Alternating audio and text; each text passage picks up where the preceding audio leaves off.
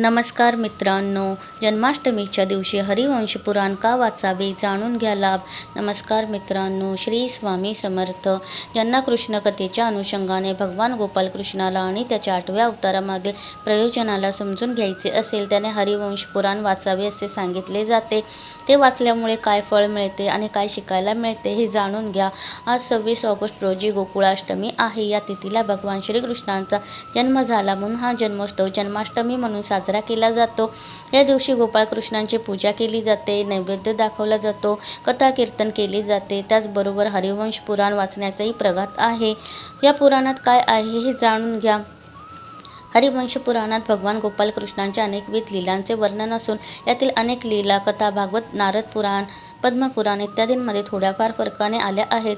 भगवान विष्णूंनी पृथ्वीचा भूभार हलका करण्यासाठी यादव कुळात वासुदेव देवकीच्या पोटी श्रीकृष्ण रूपाने अवतार घेतला. इथपासून या ग्रंथाचा प्रारंभ होतो. यानंतर श्रीकृष्णांच्या गोकुळातील बाळपणीच्या खोड्या, पुतना, तूर्णावर्त, धेनू, कासूर, प्रलंब, अरिष्टारूढ हत्या, दैत्यांचा केलेला वध, गोकुळातील त्याची गोरचोरी, यशोदेला घडवलेले विश्वदर्शन, इंद्रगर्भहरण, गोवर्धनोद्धार, कंसवध, जरासंधाशी युद्ध, यवनाचा वध इत्यादी अनेक अद्भुत कथा आल्या आहेत.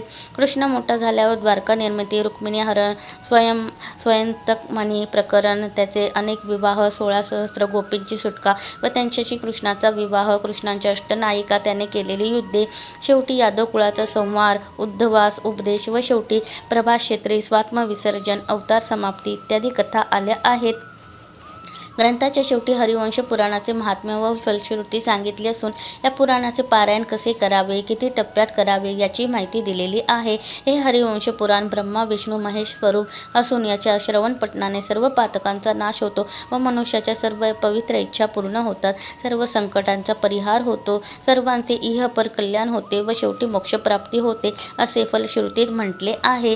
श्रीकृष्ण हा आपला आयुष्यभराचा सोबती आहे. आकाशातला चंद्र जसा आपण चालताना आपल्याबरोबर चालतो असे वाटते तसं गोपालकृष्ण सदैव आपल्याबरोबर चालत असतो. मग त्याचा विस्तृत परिचय नको का करून घ्यायला. गोपालकृष्णांची समरस व्हायचे असेल तर हरिवंश पुराण एकदा तरी मन लावून नक्की वाचा. त्याची अनेक भाषांतरे उपलब्ध आहेत आणि इंटरनेटवरती PDF स्वरूपातही सहज मिळू शकतील.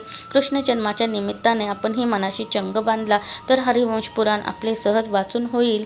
आपल्या सर्वांवरती स्वामी समर्थांची कृपादृष्टी सदैव राहो. व्हिडिओला लाईक, शेअर, सबस्क्राईब करायला विसरू नका. धन्यवाद. श्री स्वामी समर्थ. जय जय स्वामी समर्थ.